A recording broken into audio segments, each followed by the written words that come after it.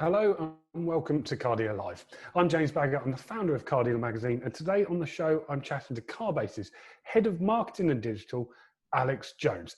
Alex, good morning, how are you? James, yes, very well. And thank you so much for the invite to come on. Thank you very much for joining us.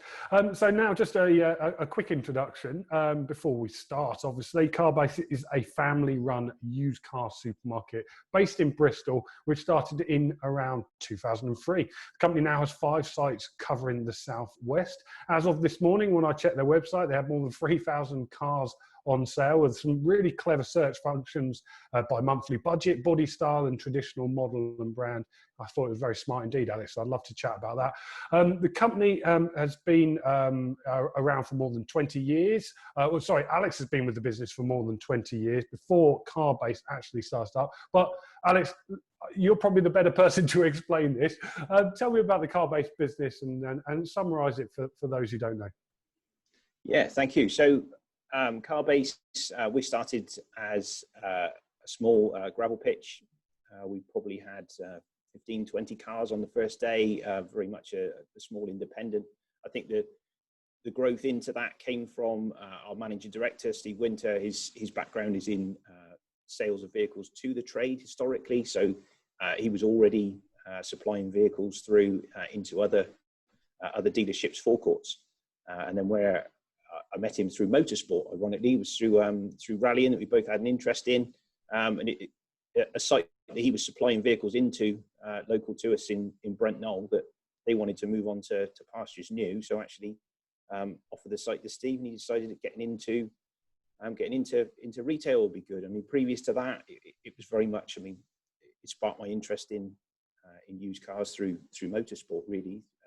And obviously the background then was actually producing websites and databases for independent sites. So that was something that Steve was very keen to get into, because he could see that digital was going to be the future. And then where we were actually supplying vehicles one by one, of course, it was still the magazine crossover. The Auto Trader website was still a new thing. So actually having a website for a car dealership back in sort of 2000, 2001 was still a novelty. So then when we opened in 2003, we were a digital business to start with, even though we were very small. So there's only 4 of us. It's Steve, his partner Kate, myself as a salesman, come marketing man, if you like, and then we had a local friend as a car cleaner. It was a small setup. So from that, really grew ever so quickly.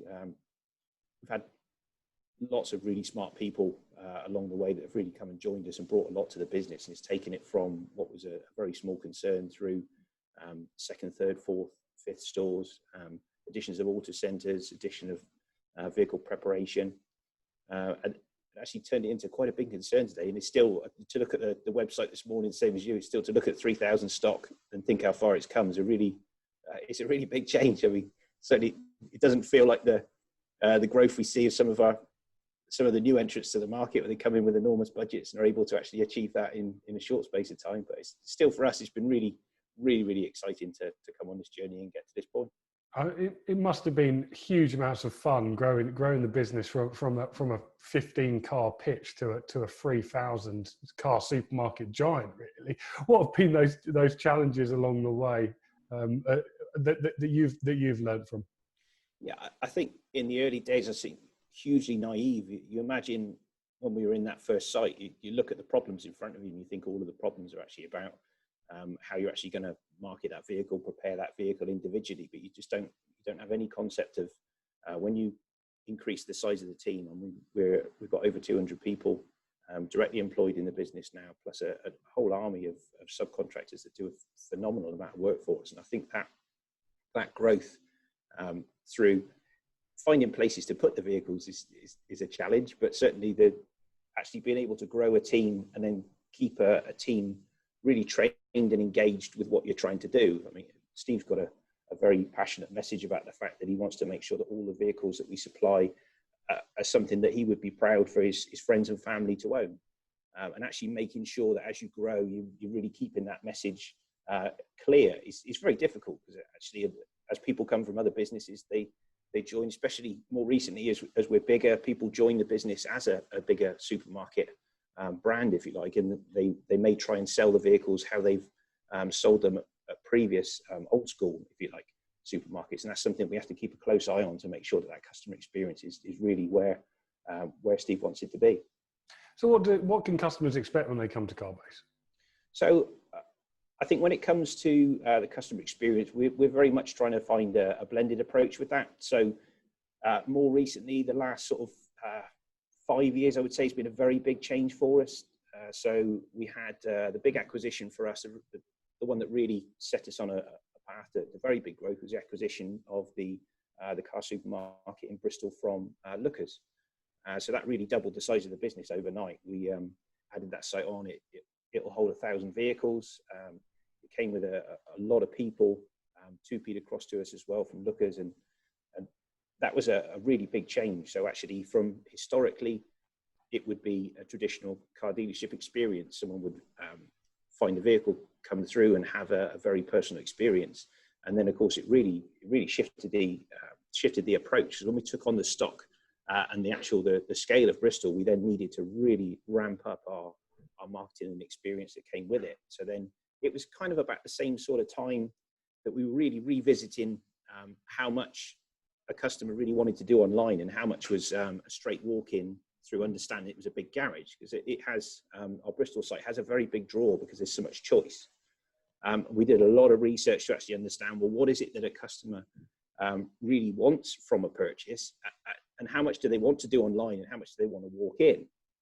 Now, we could see from the stats, it's very clear that a lot of people are walking in through the door and just looking for that straight experience of saying, look, this is the car I've come to see, and actually I'd like to test drive it and drive it away. But when we actually dug into it, the amount of work that was being done in the background online at that point was vast. I mean, this is kind of 2015, 2016. And we always knew digital was important, but really didn't actually understand how much people were already reliant on it back then. So I think the message we were trying to encourage was to actually try and save people in time in store and say, how much can you actually do online before you come in? And I think what that's developed into is, I would say very much now we find ourselves that we're a digital, I would say, a concierge service. We're not pursuing ideas of actually trying to turn a salesperson into a buy it now button. That's really not where we think the market is, and I don't think it's where it will go either. So what a customer could expect now is with a website. We think we put a lot of investment in, partner with Motors on that project to actually really drive a good experience. And we found some mistakes along the way as well. Actually, with vehicle search especially, you can take vehicle search to a point where quite quickly you can take a big stock holding down to no options. So actually vehicle search is certainly a balance for us between making sure that we allow enough options so that someone can find what they're searching for, but not allowing it so specific that you can then get down to a zero result. You certainly offer that search function in different ways. I had a little play with it on the website this morning. I quite like the fact that you can do it by budget or by body style or by brand if you know what you want. Have you got any data or feedback on which one's the most popular? I'm just interested to know the sort of buyers that go onto your site and how they eventually find the car that they buy. Yeah, definitely. So I think that the big piece of work that we did back in, I would say 2016 to 2017, is we had a new website design that was drawn up for us, and something which we rolled out, which was a very much of an app style emulation, if you like, but it was still a web page. And the long and short, it was a complete disaster. So what it tried to do is it tried to take all users and actually funnel them into one way of searching for a car, which was a kind of an app style a drop-down version, if you like. And then quite quickly, when we had a look, I started diving into the stats, and we found that actually there isn't one way that everybody likes to search. Depending on what you're used to, it makes a huge difference as to how you then want to actually find your next car. So if you take sites like a John Lewis or an Argos, for instance, on a desktop, you see it's very much driven by the header menus. There'd be subcategories, whereas other types of search, if you think more like a Google type search or an eBay, you're more likely to actually go through and put a keyword in. So depending on what people have been used to, some people will be looking for the classified style drop downs. Some people will be looking for a header style category, and some people will be looking to go via keyword. But no one on its own will actually get you to the goal, if you like. So we found that by actually bringing in and trying to bring them in a complementary way, so it didn't look too confused, by bringing in lots of ways for people to search, we then make sure we don't inadvertently lose people by not finding the car. Because ultimately, if you come into a car site to search for a car, that you think that needs to be the first piece. So that I think the outcome of that, data-wise, I mean, it was a real transformation by being able to make sure that it's also obviously a site being responsive now is commonplace, whereas not that many years ago it would be unusual. But actually making sure that every device works. I mean, we've done huge amounts of work on that. The way that we actually now develop our website is we don't come up with a design that we like the idea of. Our site is very much based on A/B testing and marginal gains. So we've got software built into the site that means we can test a multitude of things all of the time. And the differences you can make with that through the changes to the user experience is absolutely phenomenal. I mean, when you look at the conversion rates coming through, it's like night and day between the different tools on how you actually present them and when you present them. I mean, anything in particular you can give us an example of that you've tweaked and has made a big difference? Yeah, I think probably the one that's most relevant to now, I would say, is the reservation side. So we did a lot of work around being able to hold a car online, something that has been part of our site for a number of years. But we did a lot of work around the balance between people's attraction to the idea of either a test drive or a hold. And I would say that's one of the things that's changed the most over time. So we found that the way that it was most engaged with was a blend. So you actually needed to be, again, like the idea of search. If someone's actually looking at that website and they're at the point of commitment, that their idea of commitment is I'm willing to commit to book a test drive, then that's how far they've got in that procedure. However, there's other customers where this is exactly what they want. They've been looking for 3 months. They've just seen it's advertised and they don't want it to go. So they're ready to actually hold the vehicle. So we were already offering a reserve and collect service prior to lockdown. And of course, the difference in that was enormous. I mean, the actual increases by getting the conversion on the button right, we were talking a couple of 100% increases just by changing the way that it was presented. And then, of course, coming into the most recent lockdowns, there was a night and day. And the fact that we've already got the presentation of those optimized, then we saw a huge benefit. So people could very easily find the tools that they wanted at that point.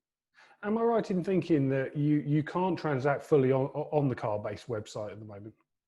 Yeah, so I think that's been an interesting conversation that's going on. There's a lot of companies now that have presented solutions that are linked together. So we have the way that we've implemented ours is we've got all of we've had all of the tools for a number of years. In fairness, I mean you've been able to guarantee a part exchange price for probably the last 3 years. You can pre-approve or have your finance paid out through the online tool, and also we have the reservation and test drive piece. We don't join those three together currently. The way that we actually join those together is back in the store. So we've got a piece of software that takes the customer's journey and puts it back into one place behind closed doors, rather than actually having an option with a buy it now button. And the reality for that is because as we were testing the individual tools, we found it just wasn't what people wanted. The drop off through the funnel was so huge that you can't predict which part of the journey a customer wants to do first very well. So we found that actually keeping it broken into different sections, and then when someone comes through, they'll actually raise their hand and say, look, I'm interested in trading is my objection, if you like, or is the next thing I need to solve before I buy a car. So then we can take someone on a journey around trading and then introduce the finance and the actual reservation piece. So I think it all becomes about what's the logical next step for the customer, rather than if you try and take a customer and force them to go through your journey, that doesn't seem to get the best response. Because there's a lot of people, isn't there, betting lots of money on the fact that people are ready to buy used cars online, and that's the way they want to do it. Would I be right in thinking that you don't think that is the future, and it's not something that you're going to be pushing Carbase towards? So I think, yeah, buying cars online, I think people, they arguably already are buying cars online. I think that the bit that's the point of contention is how much of that would be a customer walking themselves all the way through to paying for the car and then the car turning up on their doorstep without any help. As for how many people are already using digital, I mean, it's already vast. I mean, we did a piece of work back in 2018 because we've got some really smart analytics that goes on in the back of our site. So the way that people use our website, we measure it in such a way that we can turn that into an e-commerce cart process. So then we can see very clearly where the introductions and the drop-offs are. And we then went back and actually said, right, with all of our different tools, and there's vast amounts of tools for attribution. I suppose that's probably the driver for it, is you say, what was our interest at that point? Well, our interest wasn't so much in can we take people to a buy it now button. Our interest was which advertising works the best. So we built some very elaborate tools to actually say what are the actions that people are taking versus where the customers have come from. And the outcome that we found is that you can measure this amazing journey once people have come through to the website. Now, where you look at taking that through to a checkout and a home delivery, you don't need to actually push that as your goal to become to get really huge growth as to where we are today. So if we looked at whether you're trying to take away a sales team or not, I suppose is the question. So if you look at some of the online retailers, the way they're going now, they're trying to position themselves as a technology solution, if you like, and then remove the people from it. And of course, the benefit to that, I'm sure they're looking at huge efficiency savings by saying, actually, if we can turn this into a technology process. But of course, sorry, go on. No, sorry to interrupt you there. I was going, what I wanted to ask is a topic that you touched on there is this customer acquisition. You're clearly measuring very carefully where these customers are coming from. I mean, and you've been doing this a long time. I mean, what advice could you give to other dealers about when it comes to marketing and measuring where those customers come from? Yeah, I think, I mean, our current path, we're big on propensity scores. So we've built systems to actually measure the likelihood of sale of each of our vehicles. We've also put together systems that measure the likelihood of purchase of the different inquiries. So something which is becoming a big trend now is the idea of when an inquiry comes through is actually rating it as a hot inquiry or having some kind of flag on it that says this is a great one. Now, we've obviously been very cautious on that because, of course, as soon as you actually flag one lead and say this is a great lead, then naturally as a salesperson you're going to look at the other lead and say, well, this must be a below average inquiry, so am I going to give it the same level? So I think where we're actually finding the interesting information against that is you can very much say, depending on the type of inquiry and the source of that inquiry, you can then actually say how close that customer is to point of purchase. So like a straightforward way of thinking about that is if we talk about how we get an inquiry through from more of a social type environment, like an eBay, a Gumtree, a Facebook marketplace, for example, although there are definitely fully engaged buyers that are waiting to buy a car on those platforms, typically you'll find people are asking questions that show they're a little bit further away from point of purchase. So at that point, I think you need to think about those leads differently. It doesn't mean it's a bad lead, it just means it's different. It means that customer's not quite so close. So if you expect that type of message to turn into a deal the following day, you've probably got the wrong expectation of that type of lead. Whereas then if you looked at someone that came through one of the other portals, an Auto Trader, a Gurus or a Motors type site, and you could arguably say that when that lead comes through and you can see the car they're interested in, the part exchange, and they're asking about the finance to actually complete that, and you know that customer is very close. So I think it's thinking about where that customer is, how close is that customer to purchase when they actually make the inquiry. I think it's probably the most interesting thing to think about with that. And which of those platforms do you convert the best from? Well, we have accounts with all of the major platforms. I think as for different conversion rates, it'd be unfair to do a public comparison on those. But there are differences. I mean, you'd be able to see that as a dealer. If you go in and have a look at the websites, look at their websites as a consumer and actually say, how aggressive is that website trying to achieve a lead? Because if the website is excellent at actually making it easy for you to say, yes, I'm interested in this car, then there's a likelihood to say you'll get more leads, but you might get people that aren't quite as close to buy it. If that website makes it difficult for you to make a lead, there's a case to say the people you'll get through from them, you'll get less of them, but actually you'll get someone who's is more engaged.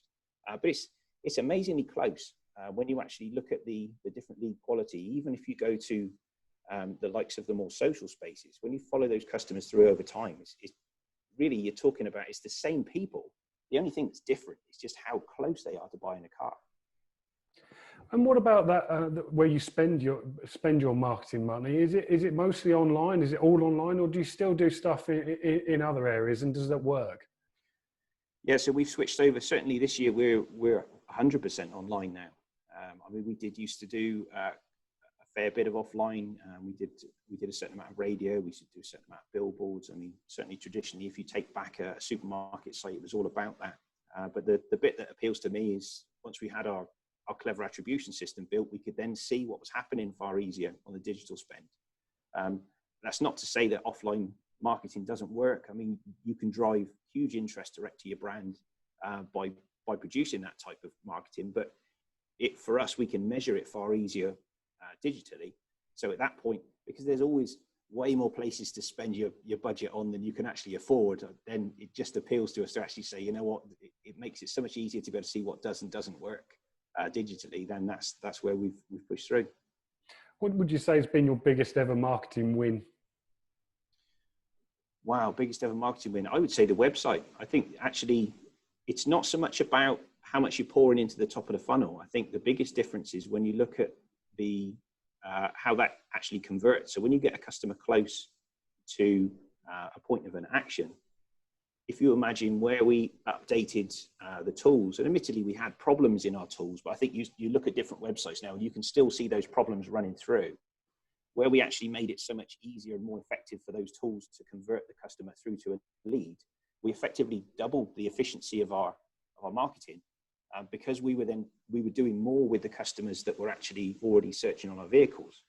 So I think that would be the biggest win there, really, that internal piece. And how's Carbase coped with the lockdowns this year and the shock that was to businesses? I mean, how's that been in the first lockdown, and how's the second one been different? Yeah, I mean, it's been absolutely wild. I'm sure it's been the same roller coaster for everybody, but I mean, I think we've got the core team of people here really have seen the business from a very small stage up to the monster it is now, and that decision. Going all the way back through to March feels so different to today. I mean, the first piece, of course, the first thing is that everybody, of course, was this huge concern for everyone's health with their loved ones. And then I think quite quickly it moves on to what does your commercial world look like? And for us, the big conversation around the table was, I'm sure the same as a lot of others, was actually, look, how far are we shutting this down?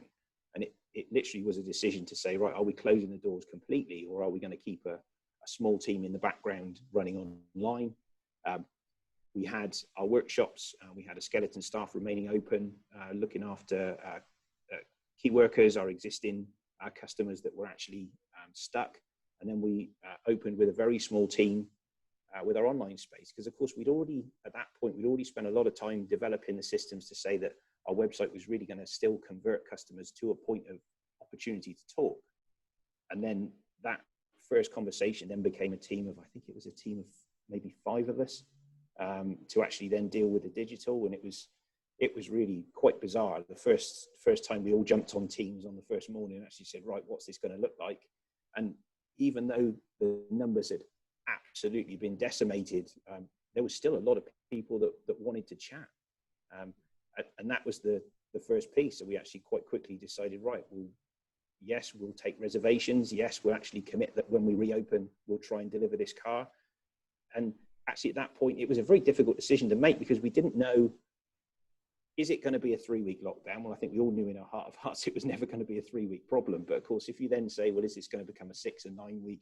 How long is this going to be? Are we actually all going to be running on a fool's errand, talking to people now and actually taking cars off sale until the store reopens? So it actually went really well for us, if that can be a thing. I mean, we worked very, very hard through it. I think people were very thankful that we were there to talk to. So the amount of customers that we would actually listen to what was going on, and they really did need to change their car. It wasn't something they were just actually of a general interest. There was a legitimate reason that they needed to get to whatever their key work or an HS position was, and their car was broken and they needed to get something changed.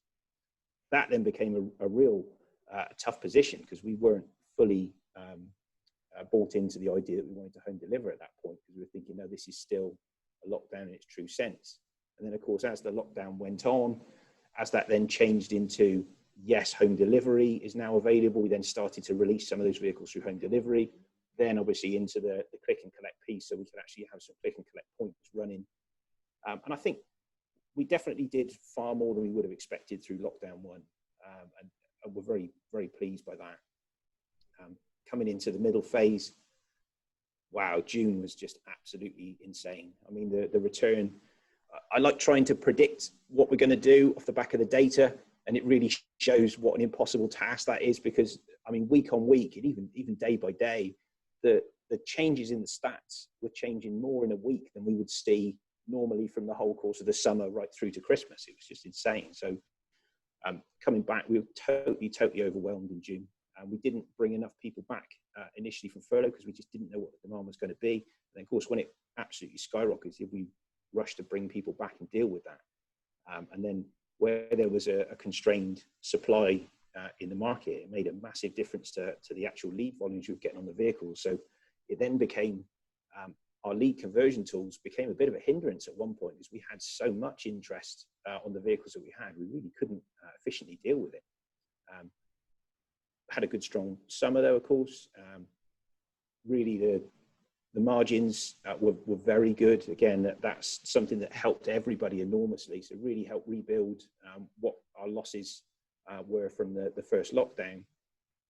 I would say coming into November, we probably had expectations a little too high, really. I mean, as it came through, we were really hoping that we could actually absolutely smash it through with click and collect, but that really didn't happen. I mean, the numbers were much stronger than the first lockdown, don't get me wrong.